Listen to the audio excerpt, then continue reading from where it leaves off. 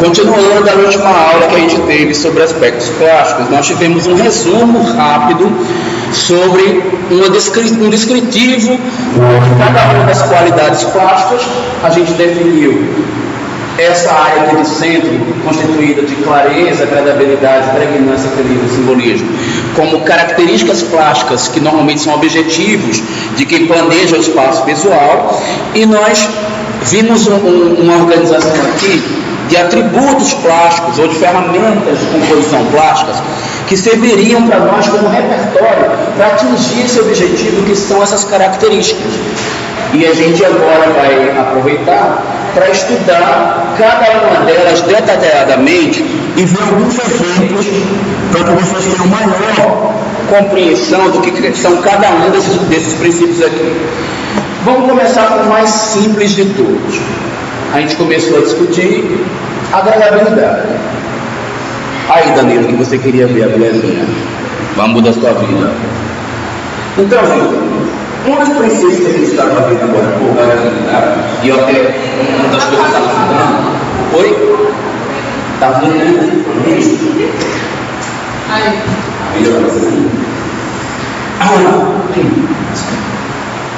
Então, a agradabilidade já havia descrito para vocês como a característica que a forma visual tem de ser, ou a qualidade que ela vai ter de ser interpretada pelo ser humano como uma coisa percebida como agradável pela percepção visual. Só que a gente normalmente não vai atribuir a isto somente valores relacionados com significados.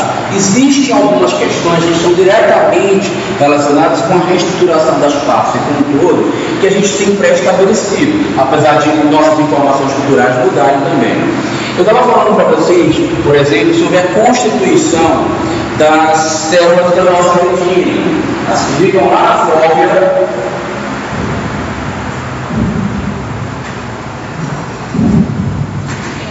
e que elas nos dão a capacidade de perceber melhor, ou de forma mais intensa ou menos intensa, uma determinada cor a qual a gente é exposta. Percebam aqui que na retina, gente, ó, a quantidade de células vermelhas é bem pequenininho, das que percebem o vermelho. É por esse motivo que quando a gente olha para vermelho numa proporção muito grande, a gente acha pesado. Isso não é porque a gente aprendeu que vermelho é pesado. Ela está achando engraçado, Ela está aqui rindo. Não, gente, larga esse WhatsApp aí, pelo amor de Deus. Bora, daqui a pouco eu fico igual a Lucelena, você vai ver. Olha, voltando aqui. Não, mas você acha que ela não falava não pra mim, que ela ficava puta quando vocês começavam com o zap toda hora durante a aula dela? Ela me contou, já sabe. Eu sei que eu ia ficar com ela de outro jeito. Não, essa parte eu não sei, essa parte não interessa. Eu só fico puta e vou brigar com vocês, bora fazer. Então, estava falando da fóvea, da retina. Mas, gente, isso daqui que eu falei por linhas gerais com vocês, também explica uma série de outras coisas que para a gente como arquiteto é mais interessante ainda.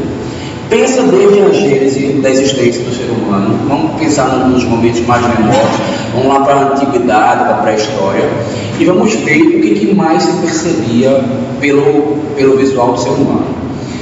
A gente não tinha naquela época os espaços fechados como nós temos hoje, mas o que a gente tem hoje em dia também provavelmente foi se somatizando no nosso cérebro e pode ter vindo como uma característica genética da nossa percepção. Obviamente que tem correntes de pensamento que desacreditam completamente nessa possibilidade, mas nós estamos estudando uma corrente que acredita que isso é possível, tá?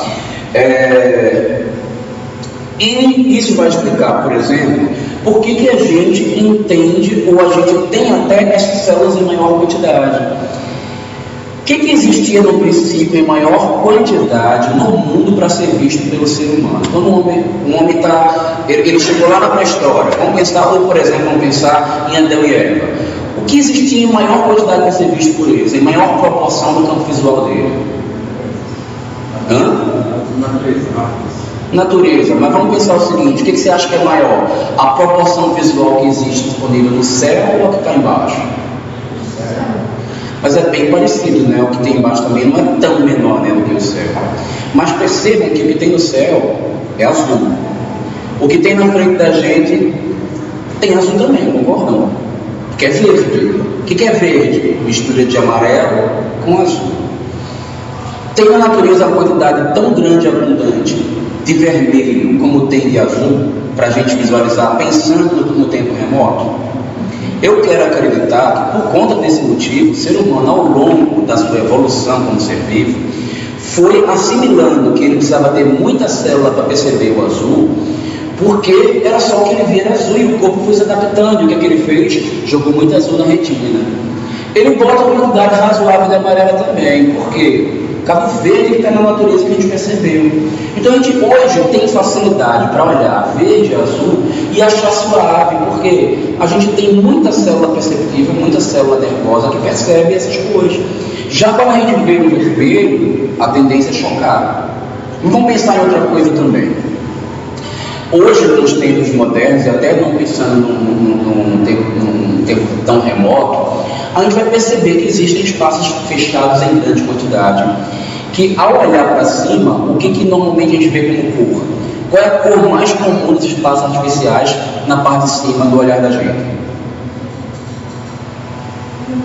Gente, a maioria dos testes são do que cor? Ok, aprendam a fazer a leitura das minhas frases como arquitetos, porque eu fiz todo esse contexto para falar, porque a gente como arquiteto se explica a partir desse vocabulário, tá? Percepção do espaço artificial. O que eu estou tentando falar? O que tem dentro das casas que vocês entram? Um teto branco, é isso que eu estou dizendo. Então, a gente meio que assimilou, por uma somatização genética, eu diria, que tudo que se vê que para cima é mais leve, pelo menos está mais leve se não for branco, porque quando está para cima e não é branco, é azul que é céu. E no céu também tem branco também, né? Que a gente já assimila como leve.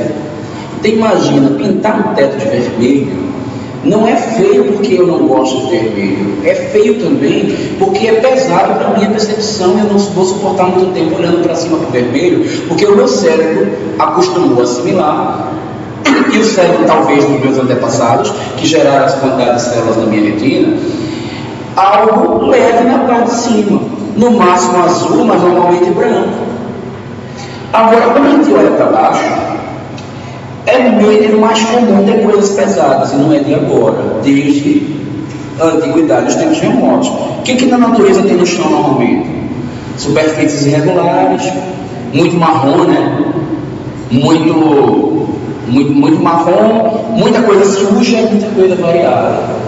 Gente, se vai explicar por que nós seres humanos, temos preferência absoluta em ter texturas no piso e não uma coisa limpa, pálida. E já quando a gente olha para o teto, a gente não quer ver uma coisa tão texturada. Imagine se esse piso de vocês, que tem aqui na sala, que tem essa textura, essa rugosidade, esse brilho, essas divisões, se fosse isso no teto, será que seria tão agradável quanto o piso? E os pisos que são bege, marrom, vermelho, que a gente coloca, e fosse lá em cima, será que seria legal? Provavelmente não. A gente quer a menor quantidade possível de informação na parte de cima, né? A maioria dos arquitetos, quando vê uma superfície que ela parece estrutura, eles até tacam fogo para poder ficar tudo liso, reto, simplificar a forma visual, né? Gente, tudo que eu estou explicando para vocês agora é para explicar o porquê da tendência natural do ser humano a identificar que tudo que está embaixo tem que ser mais pesado, tudo que tem em cima tem que ser mais leve. E a gente tende a achar mais agradável, que a gente está estudando agora, a gente sente mais agradabilidade quando as partes de baixo são mais pesadas e as de cima são mais leves. É natural. As proporções maiores a gente não gosta de ver em cima, a gente gosta de ver embaixo. Por quê? Há um processo somático de percepção sensorial no nosso cérebro que nos levou a quase que se condicionar a essa percepção, e quando ela aparece num outro tipo de situação, ela vai tender a ser entendida como algo desagradável. Fazer análise aqui desta música, tá?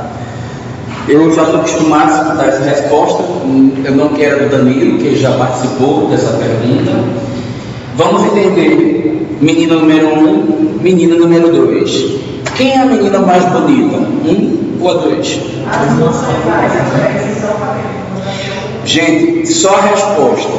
Eu quero que vocês identifiquem para mim uma feia e uma bonita. Quem é mais bonita? Quem é mais bonita? Número 1 ou número 2? Ok. Por que a número 1 é mais bonita? Gente, nós acostumamos a ver proporções menores, menos pesadas, menos destacadas na parte inferior. Quando a proporção fica maior, chama mais atenção na superior, há uma tendência natural a achar desagradável, gente, e não é só na menina. É comum acontecer isso em edificações também. Quando você deixa a testa do edifício muito alta, a proporção se coloca para cima. Sabe qual a sensação que as pessoas têm muitas vezes? De que aquele peso cai na sua cabeça. E isso, por uma... Gente, isso é quase que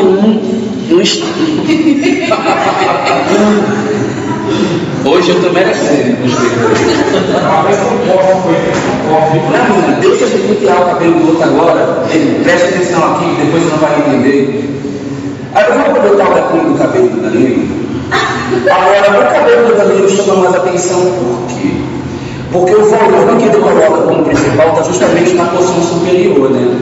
Então você fica doidinho para cutucar o cabelo dele, porque justamente tem mais peso, se destaca na nossa percepção e chama mais a nossa atenção. Isso mesmo, todo dia me vê, já vai com a mão no meu cabelo.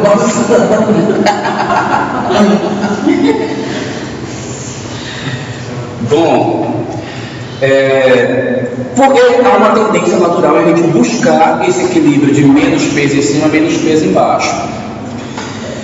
Mas não é só disso que a gente está tratando, tá, gente? Eu dei alguns exemplos que são de capacidade de percepção inata, mas eu vou considerar, tanto para os trabalhos quanto para as explicações de vocês, a agradabilidade simplesmente como algo que, por algum motivo, é lido como percepção agradável, mas normalmente não relacionado a uma questão moral ou cultural, tá bom?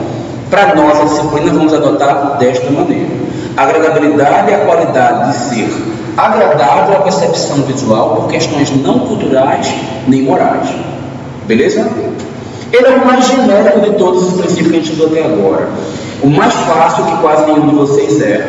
Inclusive porque quase qualquer argumento para o trabalho serve. A diferença é que você tem que identificar onde que está o elemento e descrever por que ele é agradável. Tá? Porque é maior, menor, colorido, assim, assado, mais brilho, mais contraste, menos. Uma dica que eu dou para vocês já de antemão.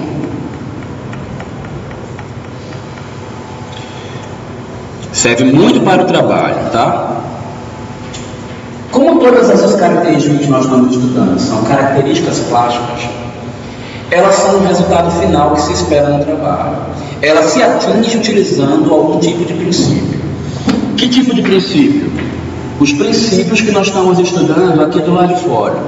Portanto, para você explicar qualquer um dessas características plásticas, você tem que falar de um dos princípios que estão aqui externos. Então, para falar de dentro do gráfico, utilize os elementos de fora como argumento. Por exemplo, é agradável porque o peso do rosto da menina está mais concentrado na porção inferior.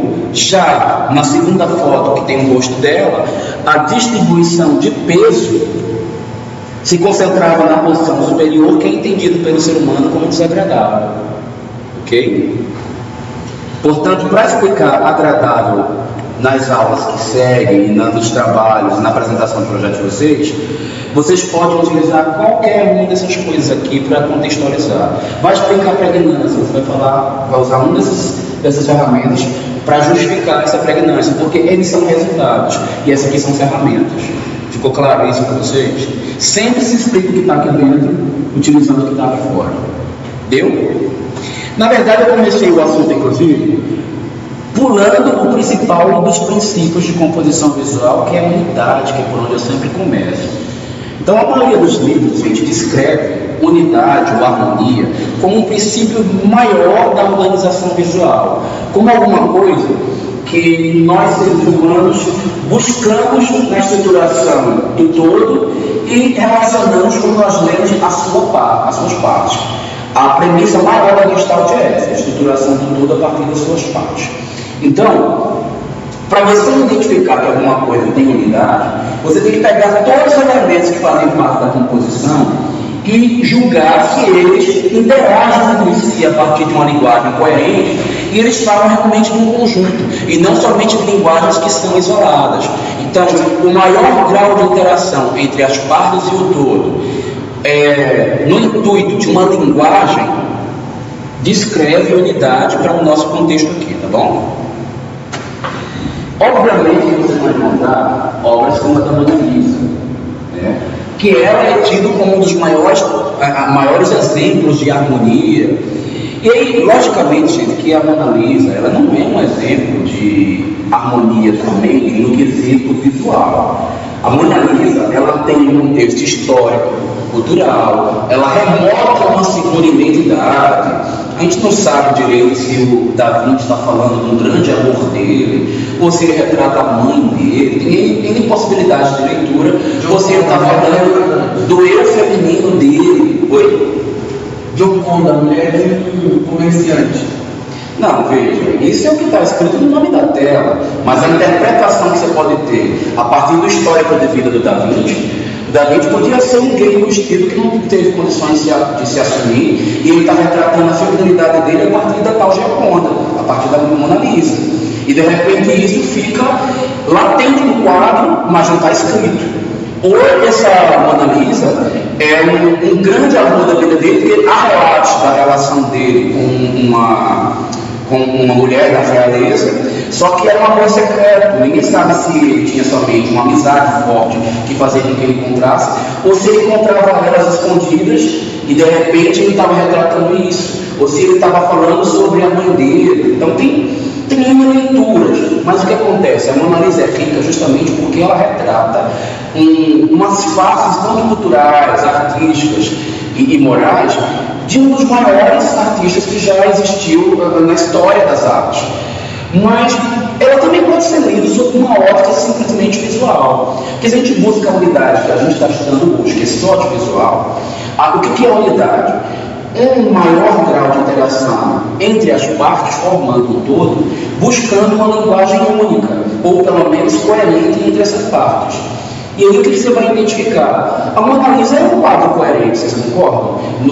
Nas partes que compõem ela, não tem linguagens aqui que comunicam coisas absolutamente diferentes, porque a Mona Lisa é um ser misterioso. Ela é um ser, eu acho ela estranha. E vai dialogar com esse fundo que está aqui atrás, que é misterioso também. Ela tem uma coisa meio obscura, né? As cores da composição da tela são obscuras, né?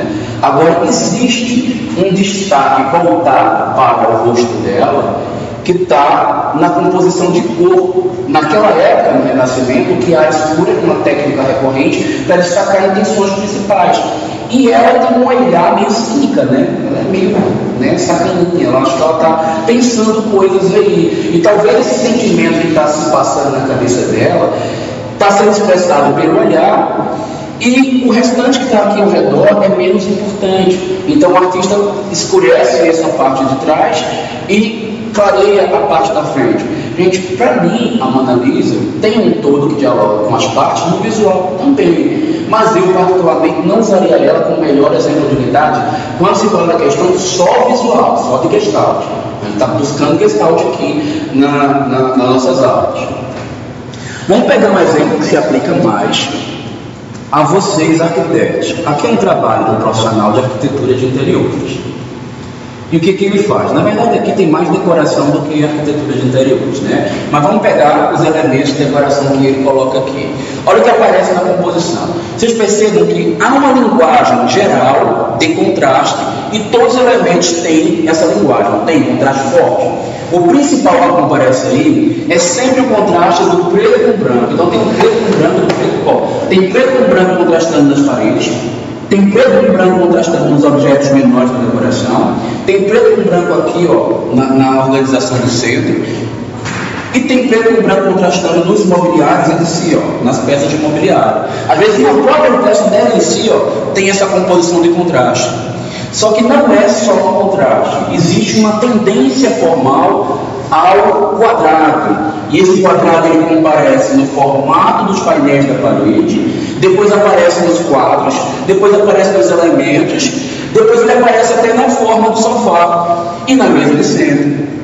Mas isso é uma linguagem do todo que, de vez em quando, ela dialoga com um pequeno detalhe curvo, que comparece um detalhe na parede, depois vai para as binárias menores, e até o mobiliário começa a comparecer. Então, há uma lógica muito clara aqui de unidade na obra, porque todos os elementos dialogam dentro de um mesmo fator de composição. Elas têm objetivos semelhantes, portanto, quando você olha as partes dessa composição, parece que elas estão todas agrupadas num todo. Elas não são independentes e não dialogam entre si. As formas precisam dialogar entre si para que exista unidade ou harmonia. Todo mundo está entendendo isso, gente? Está claro para vocês? É um fator mais geral, mais global, mas é um pouquinho mais difícil de entender do que a agradabilidade que a gente viu agora há pouco.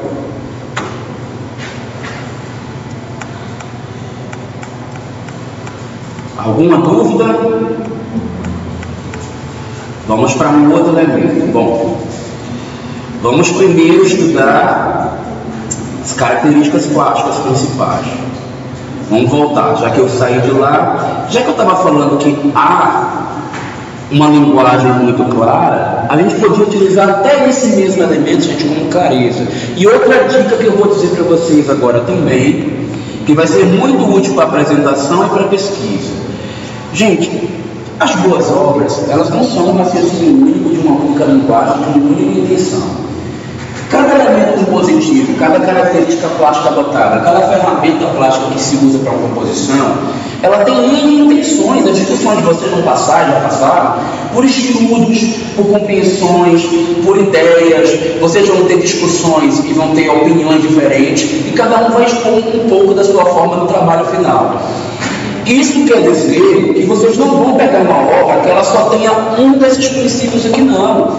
Normalmente, gente, boas obras têm uma quantidade, tem quase todas de uma só obra, ou tem pelo menos uma quantidade muito grande. Raramente você vai encontrar uma obra que ela só apresente na sua composição uma característica dessa e acabou-se. Muito, muito, muito raro. Normalmente as boas obras têm bastante desses princípios. Então, naquele caso, por exemplo, tem harmonia, mas também tinha clareza. E o que é clareza? Gente, ó, clareza assim para mim está muito mais para o que o pessoal da Gestalt chama de pregnância, do que a pregnância segundo a visão deles. Clareza às vezes tem relação com simplicidade. Por quê? Não quer dizer que necessariamente uma obra tem que ser simples para ser clara. Porque tem obras super complexas que são super claras. A clareza, gente, está relacionada com o grau de objetividade de uma ideia que está expressa na composição. Quanto mais você é claro, preciso na informação que você quer passar, mais a pessoa vai assimilar aquela ideia rápido e com exatidão sobre o que você está querendo passar. Aqui, por exemplo, existe uma intenção muito clara do Mondrian, quando ele trabalha lá na época do neo-abstracionismo com as telas dele, em fazer um equilíbrio de cores perfeitas. E ele está trabalhando com elementos muito destacados, deixando bem claro quem é o elemento, que é o azul, que é o amarelo, que é vermelho. Mas isso aqui a gente está no básico do básico da compreensão de clareza. A obra dele é muito clara para simples, inclusive até em termos de explicação não tem muito o que falar. É super claro o que ele quer aqui. Tem um contraste do preto com o branco aqui, o contraste das cores principais, das cores primárias, acabou-se. Ela não tem tanta resolução para se entender o que ele queria fazer. Já quando a gente pega aqui a obra de Lina Bobardi, que é o Museu de Arte lá de São Paulo, né? MASP, que é uma obra, gente, o MASP inclusive é um marco, né, da arquitetura moderna no Brasil. Ela é um dos maiores planos de balança em concreto, se não me engano, acho que é concreto protendido. E a Lina Bobardi, inclusive, é um dos poucos nomes que a gente vai ver de renome internacional na arquitetura, como a arquitetura feita, arquitetura feminina, né? Arquitetura feita por uma mulher. E no próprio Brasil, a gente não tem exemplos de muitas mulheres que tiveram projeção na história da arquitetura. Né? Por isso que eu usei o exemplo dela, que eu acho interessante destacar. Sim, mas o que eu estava querendo dizer é que a Lina Bobardi, ela quis realçar uma coisa. Para ela era muito importante essa ousadia do concreto em balanço que ela está utilizando, suspendendo a estrutura do prédio. Ela poderia não deixar claro que isso era uma coisa evidente e que era destacado e que ela estava usando sem pintar esse elemento de vermelho. Ela também poderia fazer outra coisa. Quando ela levantou aqui, ó, gente, olha a altura de uma pessoa aqui embaixo, e olha a altura que é a suspensão do mastro. Ela podia dar uma levantadinha. Ia ficar claro que ela queria suspender o prédio do chão, se fosse só um pouquinho, provavelmente não ia. Ela não teria clareza na intenção dela de dizer que estava suspendendo uma estrutura. Mas quando ela suspende essa altura que ela coloca aqui, sei lá, 4 metros aproximadamente, é o que estou vendo aqui, deve ser uns 5 metros talvez, ela deixa muito claro essa evidência da estrutura suspensa que ela estava propondo, além de evidenciar com vermelho a estrutura que está suspendendo todo o restante do prédio. Então, gente, clareza quer dizer evidenciar uma informação na forma em questão, ou aumentar o grau de objetividade da informação passada pela forma, ok? Formas que têm alto grau de assimilação em termos de interpretação da sua intenção, elas normalmente são obras que são claras. Clareza pode estar relacionada com proporção, por exemplo, também, viu? Por exemplo, se você faz uma sala de aula integrada com a natureza. Aí o que você espera? Se ela é integrada com a natureza, muito verde dentro da própria sala de aula, né? Aí você, para fazer a sala de aula integrada com a natureza, você chega aqui no cantinho da sala e faz um jardinzinho aqui. Corta desse tamanho que eu marco aqui no canto, ó, um jardim. Olha a proporção da sala. Baseado nessa proporção e no tamanho que eu marquei aqui, será que houve clareza na minha intenção de fazer uma sala integrada com um jardim, uma sala de cunho ecológico? Não houve clareza na minha intenção. Então, eu estou dando 2 exemplos aqui. Eu fiz um de cor, outro de proximidade, outro de proporção, mas clareza é simplesmente ser objetivo na informação. É conseguir passar a informação para o observador e entender rápido e entender facilmente aquilo que você quer expressar. Isso que é clareza. Tá? Quando você provoca uma coisa e ela é feita meio sem evidência, meio sem você deixar claro o que você queria fazer, perde a clareza, tá? E pode ser entendido como algo que não é belo para as pessoas. Claro, gente, uma dúvida? Todo mundo entendeu? Está claro. Vamos adiante. Já que eu estou falando de clareza, que tem alguma relação com pregnância, vamos falar de pregnância.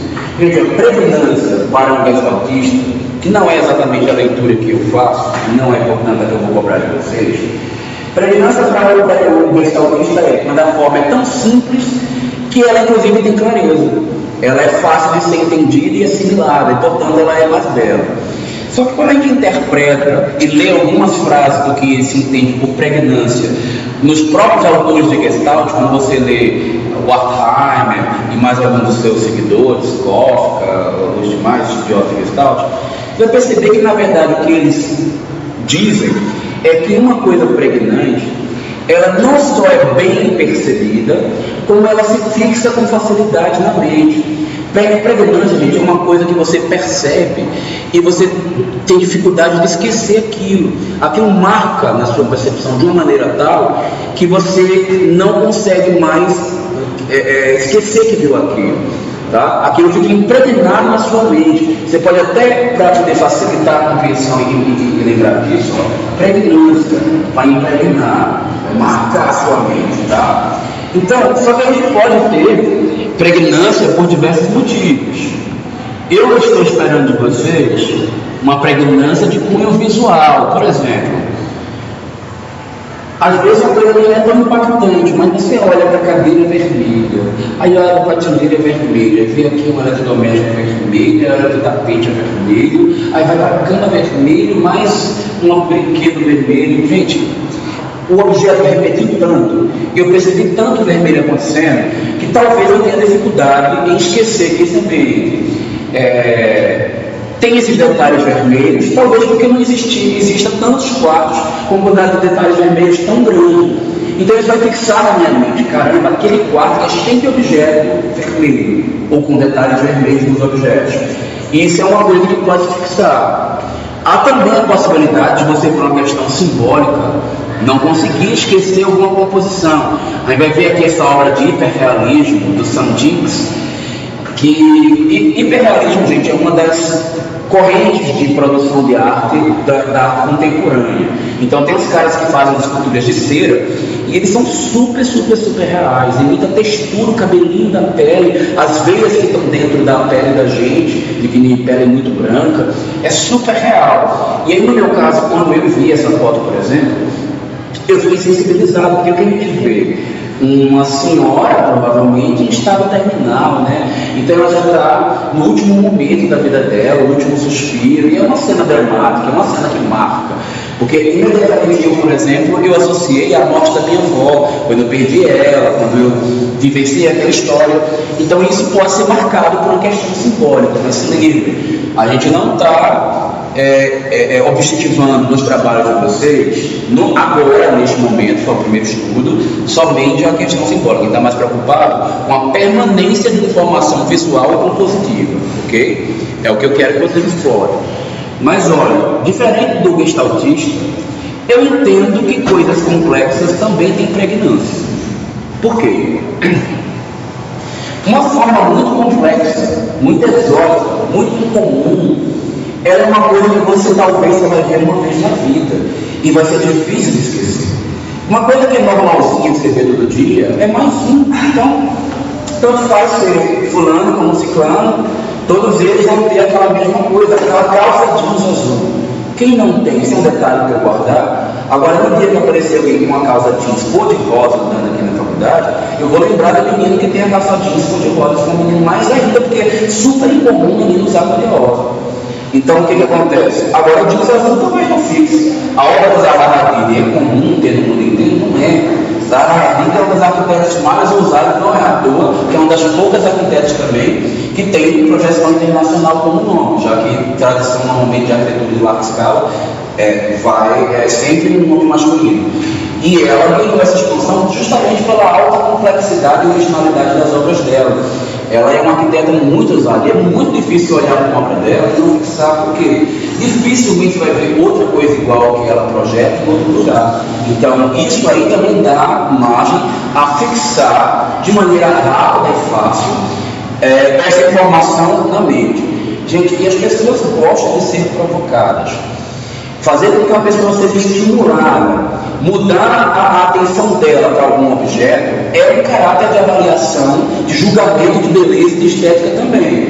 Alguma coisa ser mais original ou menos original, mais complexa ou menos complexa, pode atribuir ao objeto uma relação de beleza que não tinha antes, porque não tinha aquele elemento aplicado na composição. E isso é atributo que nós arquitetos devemos saber diferenciar nas formas que a gente propõe.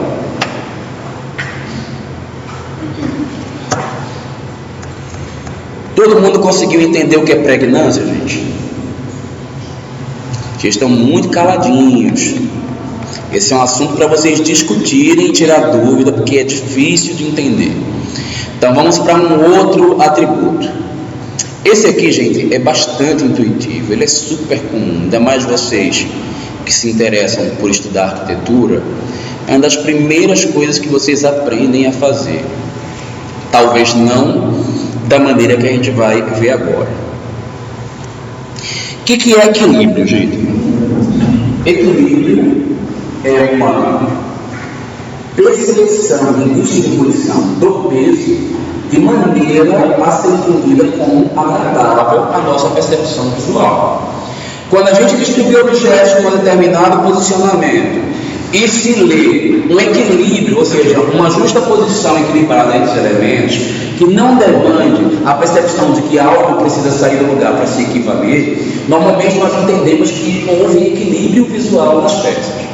Mas entendam, gente, que para eu fazer equilíbrio, a simetria não é o único método de se atingir o equilíbrio. Aliás, as pessoas esperam que nós, arquitetos, não façamos coisas óbvias. Portanto, coisas muito óbvias, elas tendem a não ser lidas como mais belas possíveis.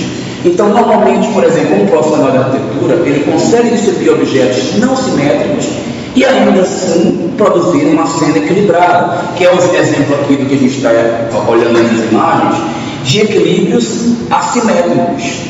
Por exemplo, a gente não está vendo a mesma quantidade, nem tamanho, nem proporção de objetos que tem de um lado e do outro, nesse quarto aqui, esse profissional. Porém, o que a gente analisa?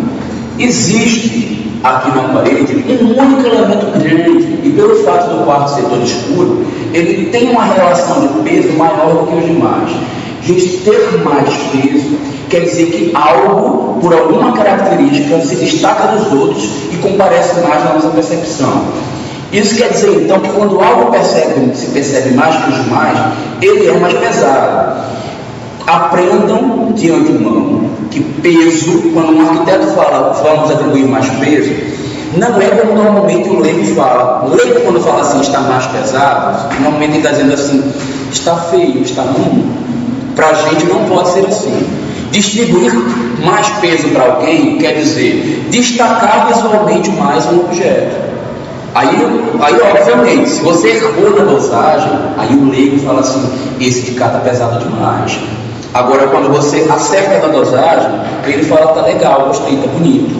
Então a gente precisa saber distribuir esses pesos para chegar no limiar estético, inclusive. E aqui eu estava falando do quarto, dessa luz. Provavelmente, por ser mais escuro, o profissional entendeu que esse lado aqui tem uma proporção, algo que pesa mais que um único elemento. Para a direita, em vez de ele colocar um único elemento, colocou mais elementos de cabeceira, com mais divisões, colocou uma bancada maior, colocou ela no quadro. Por quê?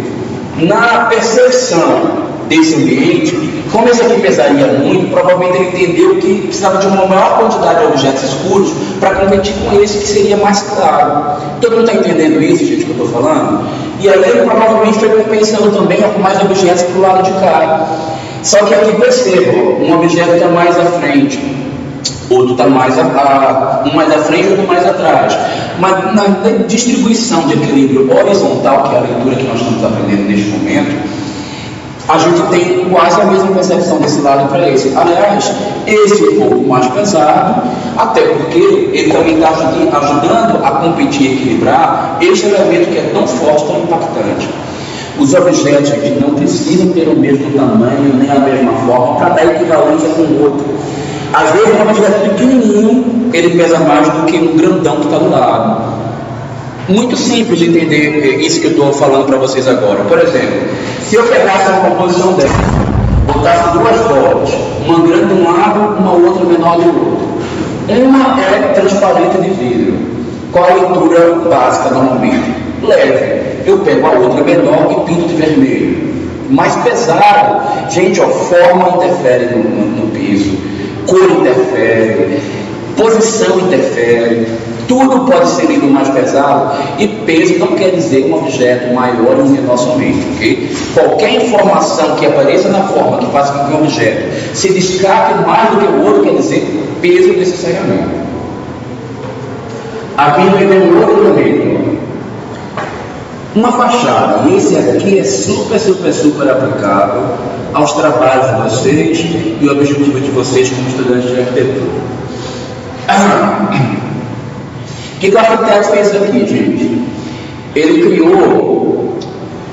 criou uma lajezinha aqui, ó, botou umas fachazinhas aqui para quebrar a proporção, criou a porta aqui, botou um elemento de fachada do lado de cá, botou um jogo de textura de tijolinho, deixou o lado liso, botou umas duas piramidais aqui pequenininhas e uns 6 ou 5 coxinhas aqui do lado de cá. Gente, qual é o objeto mais pesado da composição? A faixa de tijolinhos. A faixa de tijolinhos dele aqui na composição, gente, ó, está deslocado para a direita. Como ele é muito forte, eu interpreto que o arquiteto provavelmente jogou a porta para a esquerda, colocou muitos elementos, frisos e vários outros objetos para compensar esse grande deslocamento do elemento principal, que era essa faixa de tijolinhos. Inclusive, ele faz o seguinte: quando ele coloca à esquerda paisagismo, o paisagismo de cá tem maior proporção do que o da direita, justamente para não evidenciar tanto peso do lado que já tem peso demais à direita. E aí ele acaba fazendo uma composição assimétrica, porém equilibrada. Só para que fique claro, para quem ainda não sacou isso, peraí, deixa eu ver se lá em peso próprio aqui está estudando equilíbrio. Deixa eu ver se tem isso que eu quero explicar agora aqui em peso. Tem, então não vou falar disso agora não.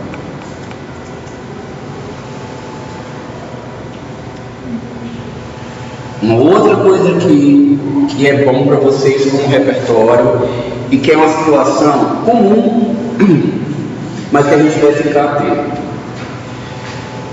Gente, normalmente quando os arquitetos estão planejando distribuição, equilíbrio, avaliando o peso das coisas, é comum eles falarem assim, que você pega, distribui os elementos igualmente para um lado e para o outro e faz análise em planta baixa. Gente, é impossível fazer uma análise de peso utilizando planta baixa como referência. A percepção do peso no espaço visual, ela é tridimensional. A gente só sabe se uma distribuição de peso está equilibrada quando a gente observa todos os elementos constituintes da forma, os elementos visuais que vão dar ou não peso aos elementos. Se eu colocar um olho para cá, outro para lá, outro para cá, outro para lá e dizer que isso aqui está equilibrado, eu posso estar caindo num equívoco enorme, porque vai que um de lado cai preto e outro de vidro, vai que um de cai vermelho e outro é branco, vai que em planta baixa ele tem essa forma, mas no visual frontal ele é todo irregular. Então não dá para fazer essa análise. Vou provar para vocês agora uma coisa que estivesse em planta baixa, jamais a gente ia perceber. Olha só, eu estou olhando o lado esquerdo e o direito da composição. Qual é o lado que está mais pesado, gente? Da direita ou da esquerda? Direita. Daria para perceber isso em planta baixa? Não tem como, porque nós temos uma quantidade de objetos maiores à esquerda. Isso provavelmente ia nos levar a uma leitura de que o maior peso é concentrado à esquerda, que a direita não tem nada. Mas a direita tem simplesmente o elemento mais pesado de todos na cena, que é uma parede de cor amarela que não tem nenhum objeto de cor tão forte no restante da cena. Sem falar que a própria parede já está impregnada com uma bicicleta, com uns quadros, com umas coisinhas ali, né, que eu não sei o que é aquilo. Enfim, ia gerar uma condição de percepção de peso muito maior só pelo fato dela ser de uma cor tão berrante. Então, cuidado quando vocês pensarem que estão distribuindo peso olhando pela planta baixa, porque normalmente planta baixa não é referência de análise para entender equilíbrio e nem peso. Estão cansados, né? Eu juro que eu vou passar só mais esse princípio. Eu tenho navegado, gente. Oi? Gente, olha só. Como eu já falei para vocês aqui e tal, eu não quero muito que vocês cheguem para mim assim. Tem leveza dela, tem leveza no vestido. Não é assim. A gente precisa saber, dentro de um determinado contexto global, quais são as partes que evidenciam o peso para um lado e para o outro, para depois descobrir no todo onde é que está a distribuição do peso. Então, na obra, você vai dizer quem compõe o quê? A obra, o peso ou o equilíbrio, ele não é, o equilíbrio está nisso tudo. Não se escreve assim. Vamos pensar o seguinte: a gente pega aqui o vestido desse estilista famoso, onde ele evidenciou uma distribuição de peso mais voltado para qual lado que vocês acham que tem mais presença de peso aí nesse vestido? Esquerda ou direita? Direita dela. De vocês, a direita ou a esquerda? A esquerda de vocês, tá? Da percepção de vocês. Agora, gente, existem leituras de peso que elas aparecem nas entrelinhas e a gente tem que saber fazer esses truques enquanto arquiteto. O cara fez aqui no vestido porque a profissão dele era essa, mas a nossa, na forma da construção, podia ser diferente. A gente não tem uma silhueta feminina, mas tem uma silhueta arquitetônica onde esse mesmo tipo de brincadeira pode rolar. Olha o que aconteceu, gente.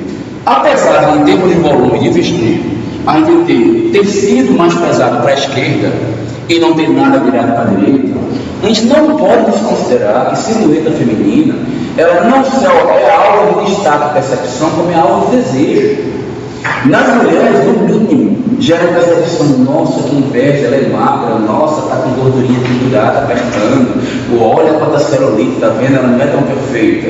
Nos homens, que gostosa, né? Magrinha, que delícia, que cintura, vou apertar, vou pegar, né? E chama atenção. Não tem como você desconsiderar esse princípio. Obviamente que a gente não vai pegar, não vai achar gostosa, ou sei lá, vai achar a aplicação gostosa também, né? Mas gostosa não, de repente, um desejo sexual, um outro tipo de gostoso que vai ter na composição, na sua percepção. E aí, isso vai virar mandamento e contribui com o peso, sim. Então, o peso da percepção do vestido à esquerda, que o Christian criou, ele provavelmente se compensa de maneira muito mais intensa à direita, quando ele expõe a silhueta feminina, e provavelmente por isso que ele joga muito peso para a esquerda, porque ele quer compensar o tanto que esse pedaço de cá vai chamar a atenção. Você imagina se a mulher está, inclusive, além disso, com joias, ou se o peso, se a parte da silhueta da feminina que está exposta dela está próximo da genitália, está muito mais pesado ainda para a direita do que para a esquerda, porque objetos que são alvo do nosso desejo, eles têm significado de aprazível, e portanto eles também são destacados na nossa percepção. Ok? Vamos para mais uma coisinha. Tem elementos, gente, que não são exatamente simétricos, mas quando a mente da gente olha rapidamente, está simétrico. Aqui, por exemplo, não está exatamente tudo que tem de um lado tem do outro. Tem tanto quantidade quanto posicionamentos em relação ao eixo de simetria que está diferente. Por exemplo, ó, esse banco que está aqui, esses dois, eles estão muito mais voltados para o meio do que eixos. Então tem uma quantidade de proporção mais virada para a direita que para cá. Então não está simétrico isso aí. Mas para uma leitura rápida, isso seria lido como uma simetria. E isso pode ser utilizado como argumento também. Porque aquilo que é percebido rapidamente é a primeira leitura que a gente faz. E é o primeiro impacto que a gente faz. É o primeiro impacto que a gente guarda, a primeira informação. As leituras secundárias, elas têm peso secundário também na nossa percepção.